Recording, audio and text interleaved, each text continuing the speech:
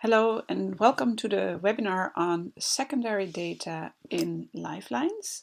My name is Trynke de Jong. I'm a project manager at Lifelines and I gave the webinar together with my colleague, data manager Laura. The scope of this webinar is secondary data, but before we talk about that, I want to give a very brief introduction of the Lifelines dataset. Then we will discuss secondary data, what it is versus primary data, so the definition, soon to be available secondary datasets or already available datasets, the procedure to share this type of data with Lifelines and the governance around it, and any remaining questions and discussion. Of course, there will not be a live discussion in this recording, but I will ask you some questions that you could respond to via email or by calling us. So especially with which secondary data would be nice to have, what do you need, what are you waiting for, and which valuable secondary data do you have already in your own workspace or cluster area. If you are a new researcher listening to this, you might be interested in the upcoming meetups. The first one is already very soon, September 21st, and then again one on November 23rd. And this is basically we start from the beginning and there's lots of room for questions and discussion. So if you are a new researcher working with Lifelines, please join us. It's highly recommended. So a very brief introduction of Lifelines. If you are already very familiar, you can skip through that. It's a nice part of listening to a recording. But the mission of Lifelines is to make data and samples from our longitudinal population cohort available worldwide for multidisciplinary research in the field of healthy aging. And so we do not do any research on them ourselves. We really collect the data and the samples and we share them with researchers as long as they are looking for ways to improve healthy aging and to gain knowledge about healthy aging. So Lifelines collects quite a bit of data in our own protocol. So we have three assessments or waves, so to speak. Hopefully there will be a fourth and a fifth one. Currently we're doing the third wave, but we have collected data in the first and the second assessment already, including lots of questionnaire data, but also measurements such as blood pressure, ECG, lung function, cognition tests, and we collected samples from our participants and we did some basic analysis on these samples and we stored the remaining samples in our enormous freezer for you to use them if you need them for your research. So lots of data and lots of samples, but perhaps not precisely what you need. So maybe you need to do research and something is missing. So how can we help you filling in these gaps? Well, the first option to do so is to collect the data or samples yourself or commission Lifelines to collect these data and samples. And these are protocols that are initiated by researchers. So you need something and you want us to collect it. And we have quite a few examples of that. So we have very big and broad additional data collections with, for example, the genotyping of an enormous group of participants. But we also have very small and precise ones where we follow a very small group and we collect very extensive data and samples from them. We allow the use of various collection methods in these additional data, and eventually the data will be integrated with the existing database. So here there is an example of the variety of additional assessments that we've performed or are currently performing. So we have some studies using imaging like CT scans and currently also MRI scans, eye exams, questionnaires, diaries, for example, stool diaries for microbiome research, pedometers, and all kinds of omics. And these additional assessments can be done pretty rapidly. So if you have an idea and it's urgent enough, we can quickly incorporate it in our ongoing protocol. And one example of that is, of course, the COVID-19 questionnaires, which we rapidly developed together with a group of researchers and started to send them out to our participants right after the start of the corona pandemic. A second type of filling in the gaps is data linkage. So maybe the data that you need is actually already collected, just not by us. And then there are methods to link the data sets from two different sources together. And so we could do that using personal identifiers. So basically figuring out which person does this data belong to, and can we combine them based on these personal identifiers? Of course, this is tricky because we have to comply with the GDPR, so we have to do quite a lot of pseudonymization and these type of tricks. But once we've figured out how to do that, we can definitely link data. And so we already do that, for example, with CBS or Statistics Netherlands for cause of death and socioeconomic data. We link with a prescription medication database, with a pathology database, with a cancer diagnosis and treatment database. We could also link information to participants via their home address. So this is more appropriate for environmental data such as air quality or neighborhood facilities. And there we receive a lot of location-based data, and we link that to our participants via their home address and then remove basically that home address from the dataset, and then give researchers access to that linked data set. So these are all possibilities, and we have a webinar just about that because there's a lot to say about this, and if you're interested, please go check out that particular webinar. So the third way to fill in the gaps is by using secondary data or developing secondary data. And so here we go into the definition of things, because I gave the term primary data and secondary data without completely knowing if these are correct or if this is the best term to use it. If there is a better term out there, we can discuss it and we can decide on it. But for now, I think this is an easy way of thinking about it. So primary data, we consider personal data obtained from participants following Lifelines protocol. So they are basically, we ask participants or we measure it with participants. So these could be answers to questionnaires. These could be data from physical measurements that we did with our participants.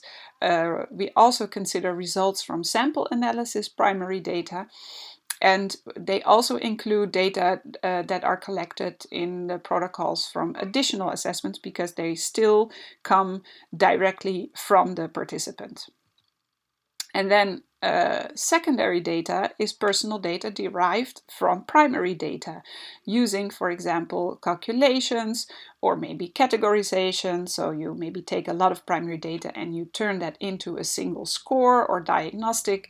Maybe you want to look at the data and evaluate it and saying, okay, they fall into a certain within or without or outside of certain standard values. And basically, they include any data that they include only personal data. So we do not consider non-personal derivatives, so to speak, as secondary data. So syntaxes or algorithms or figures that are not really personal data, they do not fall into this category. So there is a bit of a gray area. For example, you could consider technically BMI, for example, you could consider secondary because you know the length and you know the height of a participant, and then you calculate it into a BMI. But I don't want to be, I don't think that's technically secondary data. I would still consider that primary data because it requires a very simple calculation that anybody could do. I could do it, which means a lot. So I only consider calculations or procedures that are really require expertise. So you really need to know what you're doing. You need to know it's in your specific field of research. That's how you know how to do these calculations or these categorizations categorizations, and yeah, the results of those I consider secondary data here. So the advantages of sharing secondary data with others are plenty. So we do really love secondary data because they do enrich our database with new exciting variables that did not exist before.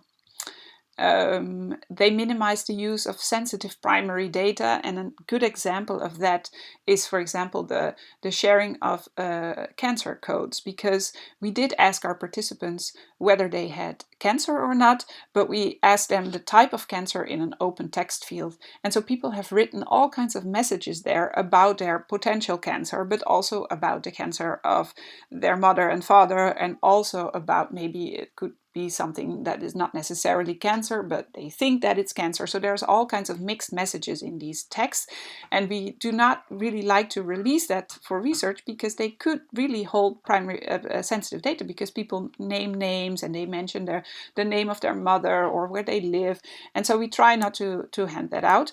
But we have had somebody coding it into going through all these text fields and then assessing, okay, is this really cancer and what type, and then providing a certain code so that we no longer need to release these sensitive data.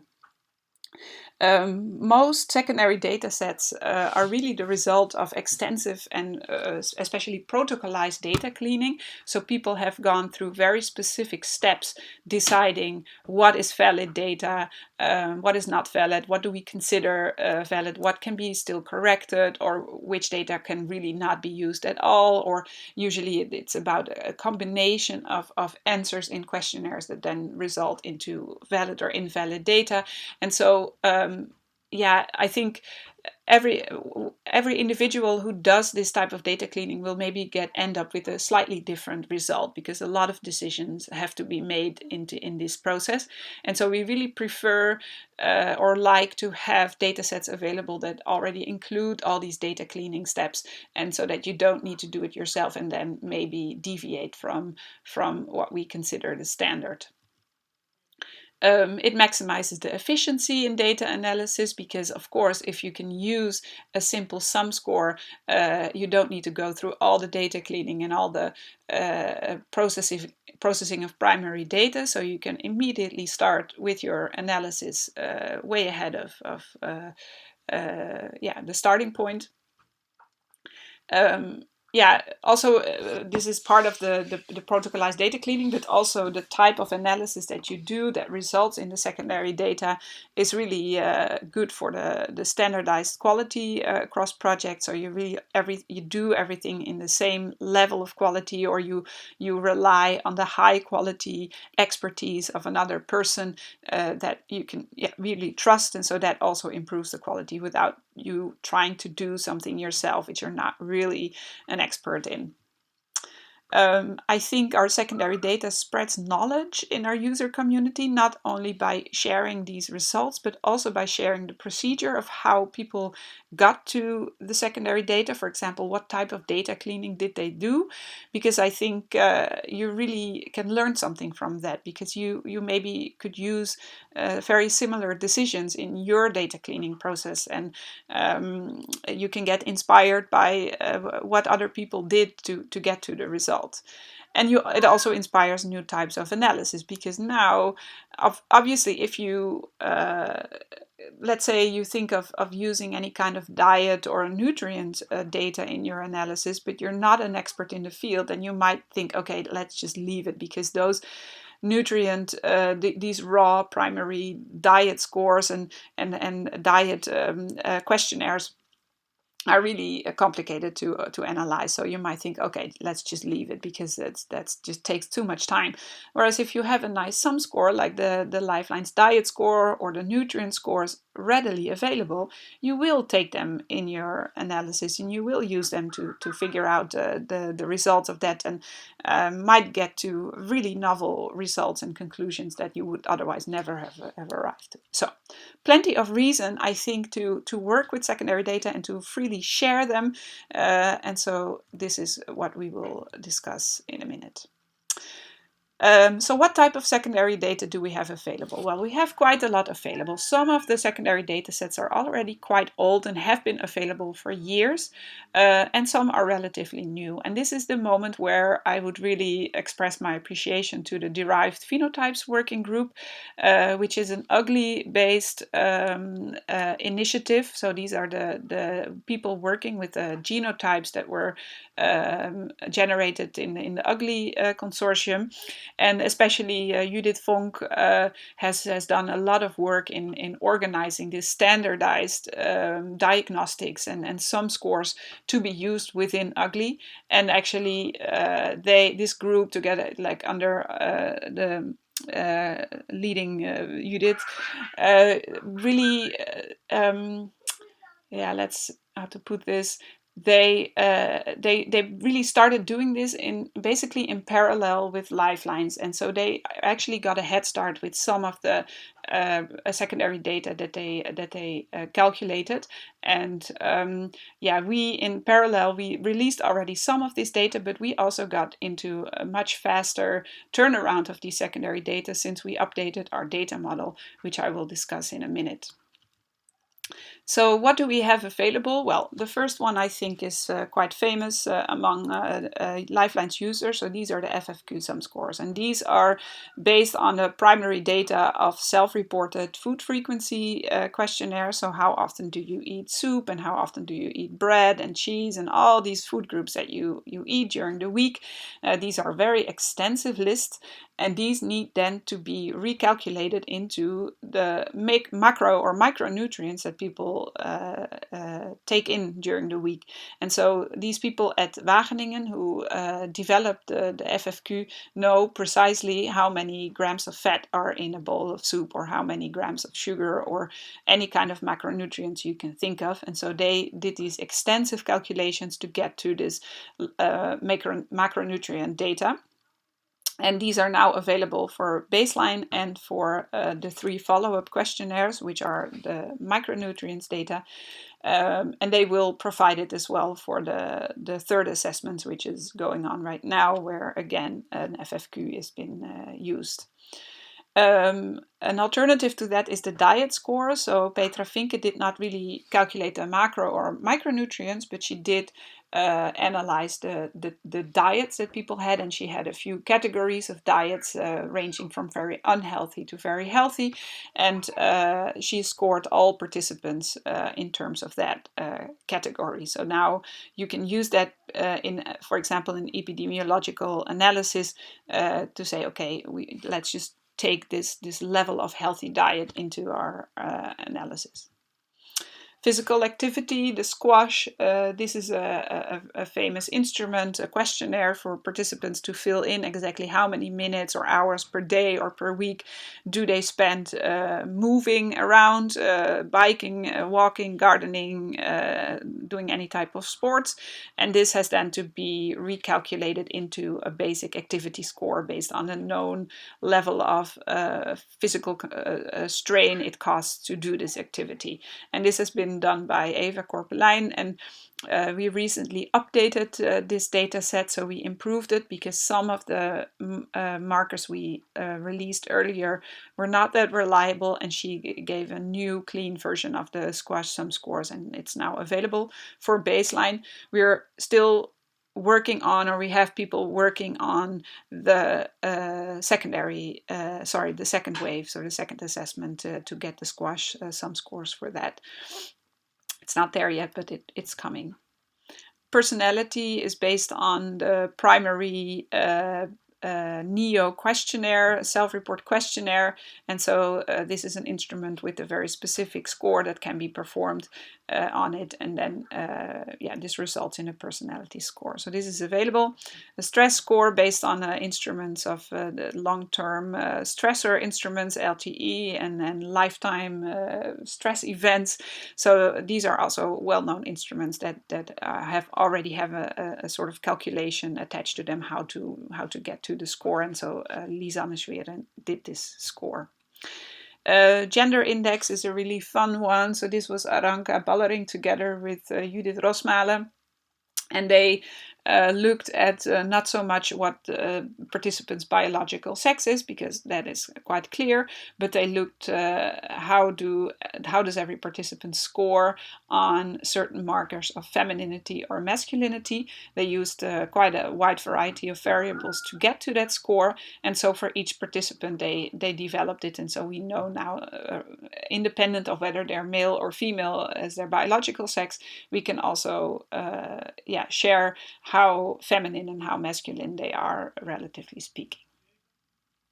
Sleep indices, that's based on also well-known instruments. MCTQ, that's a chronotype questionnaire, sleep quality questionnaire, and early ESS, I think that's a sleepiness scale. I'm not entirely sure what that is anymore, but anyway, it's these are instruments that measure all kinds of things about your sleep, and people filled in the hour that they went to bed, or the hour that they got up, or the amount of times that they woke up in the night, these kind of scores, and these were then calculated according to a fixed protocol into these sleep indices.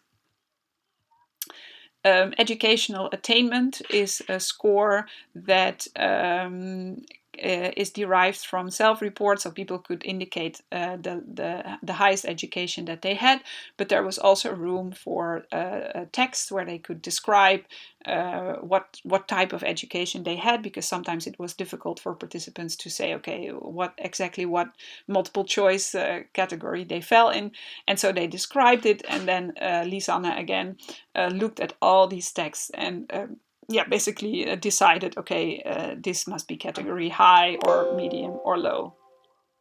Profession scores, or codes, so these are official internationally validated professions, and people of course don't necessarily know themselves in what category they fall, so they describe to us what profession they have, multiple choice and also text, and then the group of Ute Bultmann then looked at all this data and then categorized them into these official profession codes. Mini derivatives, the mini is a questionnaire, and originally it was an interview, and then later we made it into a questionnaire where people describe their mood and their level of anxiety based on diagnostic questions, and the group of Hannah van Loo has looked at all the results and basically did the prescribed mini protocolized calculations to get to a diagnostic result, so whether people have had depression or a generalized anxiety disorder, for example. Smoking derivatives, these are based on self-reported amount of cigarettes and grams of pipe tobacco that people smoked from year to year, between what period and how many a day. These are all questions that we asked them, and Judith has looked at all the answers and has then calculated, for example, the official term is then pack year, and spent also a lot of time validating, okay, did they these answers, can they be trusted, and what's the validity of the self-reported smoking data. Spirometry is a lung function test, so it's a physical measurement. So we have the raw data, but you can also calculate if these data are then fall into the global lung function initiative score. So it's basically a validation and a calculation if people are in the normal or in the abnormal range of their lung function. Heart rate variability is based on the ECG, and so the ECG gives a whole list of primary variables, and then to get to the heart rate variability, you have to do some very specific calculations to get there, and so this is a score that we provide. ATC codes, that's a bit of a special one because we did that ourselves. So this is this is medication type, and so people self-reported the type of medication that they used at the time of a baseline in this case, or they brought their wrappers, their medication wrappers or labels to the visit, and then these were then changed into these official pharmacological codes called ATC codes. So some data is in the pipeline. So we know that data could be quite soon available on asthma. So the diagnostic type secondary data, where you did looked at questionnaire, but also the drug use, the ATC codes, like did they use any asthma drugs. COPD was based on spirometry, the diagnosis. We also have respiratory symptoms, allergies. Hypertension is a diagnostic criterion based on, or data set based on the blood pressure that we measure, but also self-reported data and ATC. So did they use medication against hypertension at the time? Diabetes, very similar. So these are blood levels combined with self-report, combined with medication use. Cancer is what I mentioned before. So Trynke de Jong looked at the self-reported cancer types, including all these texts where people described what they experienced and what type of cancer they at least thought they had. Chronic fatigue syndrome could be diagnosed based on a diagnostic instrument, so the CDC, by Rijmonden and Judith Rosmalen. These are instruments that already have a sort of system in them that you can use for your diagnostic result. Fibromyalgia is very similar, and irritable bowel syndrome is based on the Rome 3 self-report questionnaire. Glaucoma by Anna Neustaedter in the group of Nomdo Jansonius has looked at diagnostic of the level of glaucoma based on self-report.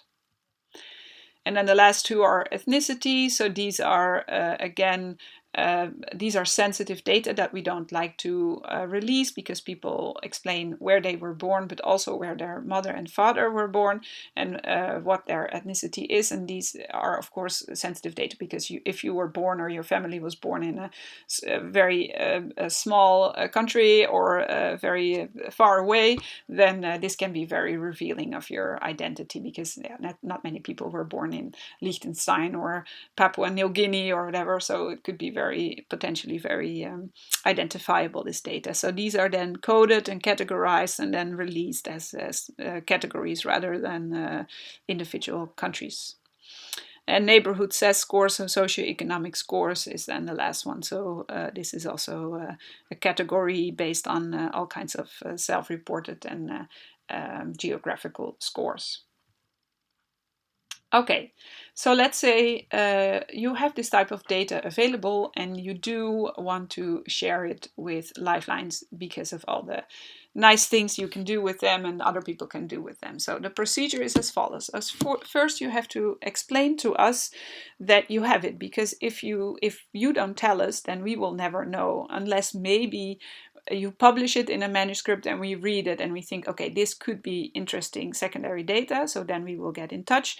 But yeah, most of the time you are the only one who knows it, and if you want to share it, we hope that you want to communicate this with us. And what we discussed then with you is, of course, is the quality and the size of the data set good enough? So maybe you have a secondary data set that could be interesting, but you only developed it for maybe 1,000 participants or a very specific subgroup. Then, yeah, maybe it is not interesting enough for us to completely import it into the database. So we have to discuss it. And of course, if it's useful at all to other scientists, if it's a very obscure, very highly specialized field, then we might not want to go through all this. And we also discuss with you the timeline embargo period. So maybe you want to share it with us, but you first need to publish it. So that's completely fine. We can completely agree on already importing it in a database, but really set a date or an agreement when can we actually make it available to other researchers, these kind of things. When we can also agree with you, like, okay, people can use it and they can get it from the Lifelines catalog, but they do have to cite this particular paper that describes the origins of this secondary data.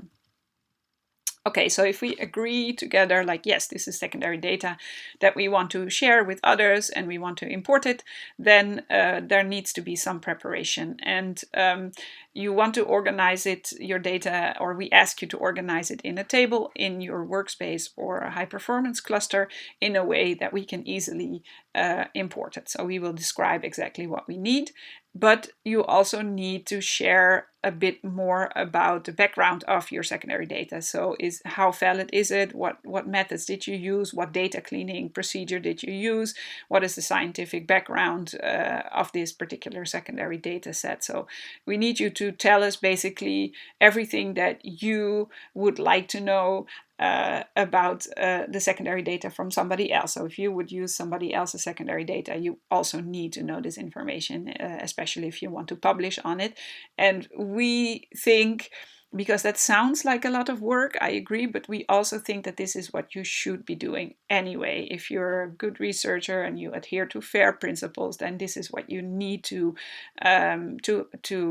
obtain or need to administer or basically keep track of in your own research anyway, because in principle you always need to get it to the point where you can explain to other people what you did and they can reproduce it, right? So these are scientific standards that I think everybody should adhere to anyway.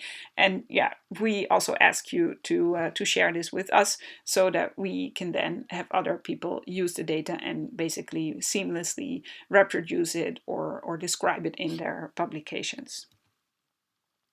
And part of that is also informative variable labels. So we miss sometimes in derived data, we miss the label. So we do get a nice column with a title on top saying if and then we have to guess pretty much, okay, what's in it. And yeah, we do like to have from you a good list of variable labels, preferably including, for example, units, if it's gram per day or millivolt per second or whatever. Sometimes that's missing as well, and we really want to know. And if you do have it available in English and Dutch, that would be great. So if we have all that, then we can start the import at Lifelines. And then, because then that's everything that we need to know to fit the data into our new Lifelines data model. And if it fits there, then it can be processed automatically by our new data platform. And so I will explain briefly how that works, because we actually developed the data model for a lot of reasons, but a very big reason was to make the incorporation of secondary data more easy, because that was really quite a headache before, and I'll try to explain how we improve this. If you are really interested in this model and every detail about it, then I would recommend to look at or to watch the webinar on the data platform, because there I really go to the basics and explain from scratch what it is and what's special about it. But the basics here is that we used to release data in fixed tables. So we port the data into a themed table, and if you would need anything from that theme, you would just ask us from the catalog to get that particular table. You would get the whole table, including all the data that you wouldn't need, and then you basically would have to connect the tables all together yourself, and this would be a lot of work. We know that from your report, so that's a lot of work. So we changed the data model to this new way of not storing data in fixed tables, but actually storing data into data units. And each unit has a basic set of metadata attached to it, so that you can basically build your own custom tables from all these data units. That sounds very complicated, but we really help you to do that in our new catalog, which I will show in a minute. And so people can really custom build their own set of tables, not according to themes that we decided for you are things that fit together, but because you decide what pieces and things of data are interesting to you, and then we make them into sort of logically arranged tables just for you. And so the same goes for secondary data. So it all starts with the table. So I just told you, okay, if you have secondary data available, then put it in a table and provide all the information to it. And so what we really need in that table is, first of all, who, so which participant delivered this particular data point. And so that sounds complicated, but what you really need to do is put all the participants in one column, and according to the pseudonym that we issued you, so that we can find the original participants back in our own database. And so basically that we it's organized by participant. And then what, meaning, okay, what do the variables that we collected or that you calculated for these participants, what do these variables mean? So what are they? Are they questions, and are they measurements? And including a descriptive code or a descriptive label. Okay, what is in this variable as extensive as you can to make sure that nobody misconstrues what exactly in this variable, and preferably also this information in Dutch and English. When this is a bit of a complicated one, I fully realize it, but that is important to realize. So when is basically meaning, okay, in what context were the primary variables collected that are the basis for these secondary data? And we organize pretty much our data in elements. And you will see that if you're in your workspace or your cluster, you will see that our tables are organized in elements, meaning a moment or a type of measurement that was that occurred for each participant on one particular date. So that could mean either a questionnaire that you filled in and then submitted it on a specific date, or a visit that you, as a participant, you went to a location and you were completely measured, and that all occurred on one day. So these elements really depend on one particular date per participant. And so if your primary variables that are the basis of your secondary variables were also all collected on one particular day for one particular participant, then that's great, because then we group the secondary data together with the primary data in that one table that we release, because they're all collected on the same day or calculated on that one same day for that participant. If that's not the case, which is really quite possible for secondary data, so it's really quite possible that you make a calculation based on multiple variables measured on multiple different days. And one example that I know is the gender derivative, or the gender index, because this calculation is based on variables that were collected on different time points per participant. And so if that's the case, then we also need to know that, because then they will go into a separate category, which is basically a dateless category. So that's important for us to know. So you don't need to fully understand that now that you're listening to this, but do realize that this is very important and that we need to discuss with you. Okay, we will probably figure it out by looking at the data. We will know what context to place it in.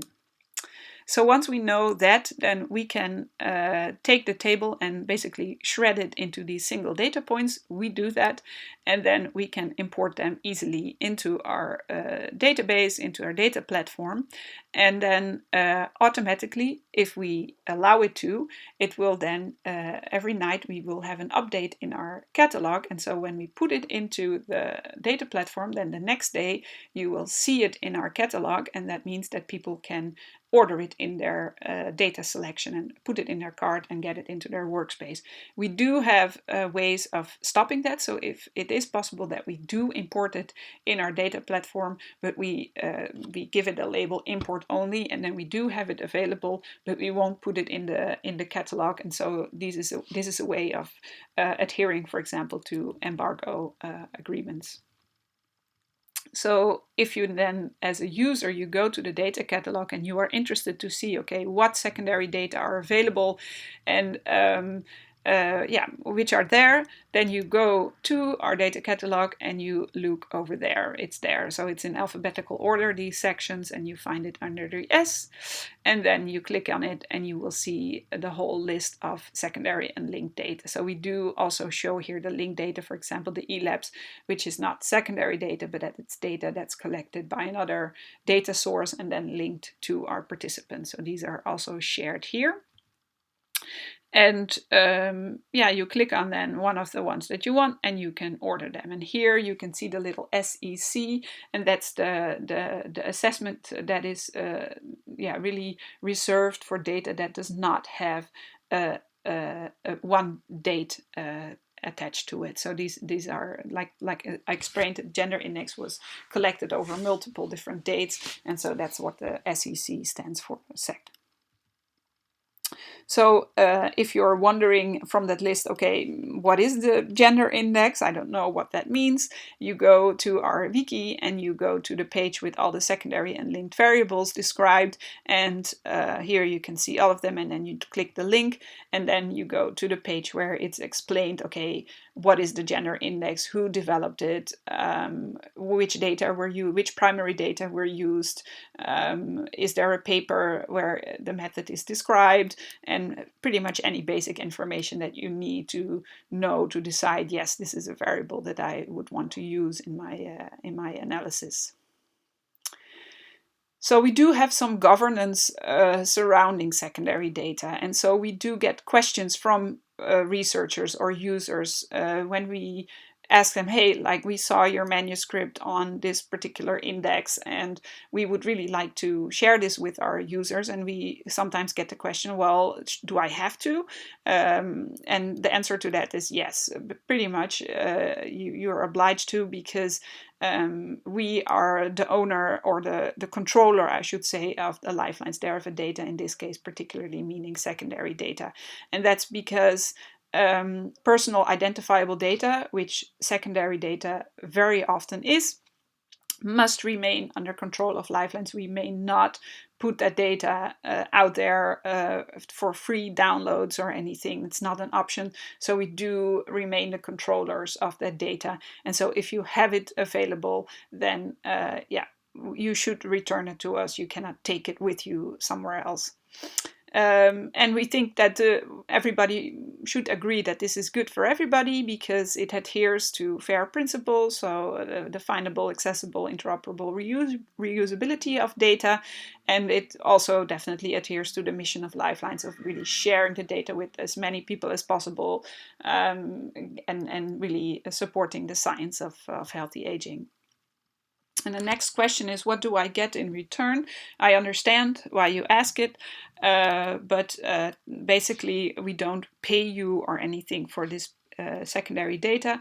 We will make sure that you get the exposure and the credit, so we definitely will be very open about who developed the secondary data and who should be cited, and yeah, who should you talk to if you have questions about it, and who do you need to approach if you want to collaborate because of what you found. So yeah, we really want everybody to know that you did the work.